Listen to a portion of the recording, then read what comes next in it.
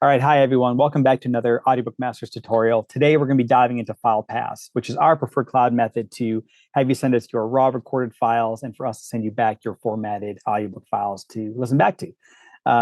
So you should have received a custom project link in your welcome email. And right away, we're just going to have you click on that link, which will bring you to a screen that looks like this.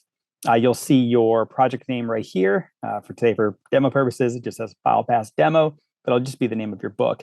And you should see two file folders. Every account should have a folder called Client Uploads, which is where you're going to be uploading your files to us.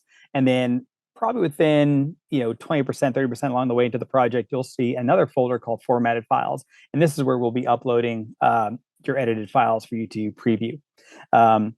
The difference between Filepass and platforms like Dropbox and Google Drive is all the files we upload are high resolution. There's no compression happening, which could alter the resolution of the files. So everything you're listening to will be full resolution to help you make accurate comments on the files. So we're going to start off with the Client Uploads folder first. So the first thing you're going to do is click the file, and you're going to be prompted with a password. You should have received a password in your welcome email as well. All you're going to do is go ahead and enter that password, submit, and this is what it looks like.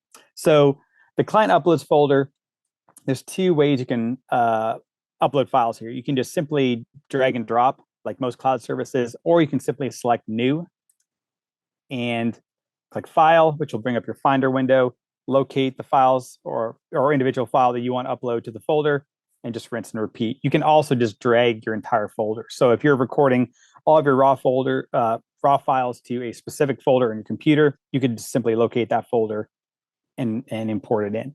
These are the file formats that Filepass accepts. So we definitely recommend that you send us WAV files, as we discussed in our onboarding call. You'll also notice here that there are some graphic extensions. So if you have your audiobook graphic finished, you can just simply upload it to us directly into Filepass instead of having to email it over. It does accept JPEG files. I believe it will, yeah, it does accept PNG as well. Also, you can upload your PDF manuscript directly to Filepass to send to us as well. So if the PDF is too large for an email attachment, which we've seen in the past, feel free to use Filepass to send it to us. And we'll get a notification right away once you upload files to your folder. Okay, going back. Once we're ready to send you your finished edited files, we'll upload them to the Formatted Files folder. And this is what it looks like inside. I went ahead and just uploaded a book that we worked on recently. So the naming scheme that we typically follow is the file number, followed by an abbreviation of the book, and then the actual file name, followed by the version number. Typically, we don't include the version number unless it's like a version 2 or version 3. And you'll notice here, I've got the opening credits, there's a copyright, there's a volume title. This is an older book from I believe it was like 1918. So there were a lot of subparts that we had to break apart to upload. So if you notice, like chapter 1 does not begin until file number 6. This book is called Secrets of the Ages. You can check it out at the Secrets of Success subscription library. I highly recommend it. It's an awesome, awesome read. But let me give you a quick look at what the file looks like. So if you go ahead and click on the file, let's do a larger one like chapter 1. You will see a page like this. You'll see the WAV file and across the timeline.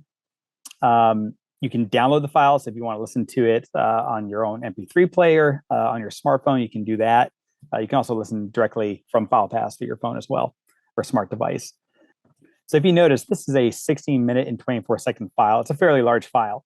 And if there is a particular section on this file that you want us to take another look at, all you have to do is use the plus or minus sign to get granular. And you can get pretty close here on the audio file.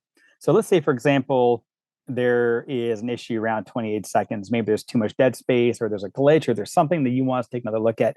All you have to do is simply click on that spot.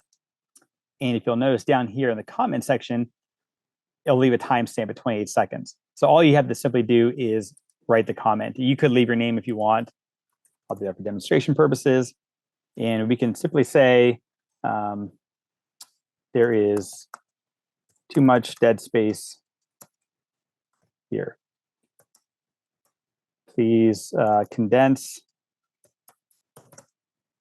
the gap. Something simple as that, and just hit submit. And your marker and comment will appear in the comment section. We will get a notification about that revision request, take a look at it, and we'll be able to check it off as we go. Feel free to leave as many comments as you want along the timeline. So if there's, various things you want us to take a look at, hopefully there's not too many comments, but, there is no limitation as far as the software is concerned. You can leave as many as needed. And that's pretty straightforward. Again, once we complete those revisions, we will remove the old file and put into another subfolder called old edits, and we'll upload the new file and give it an abbreviation. So it would be either version 2, version 3, etc.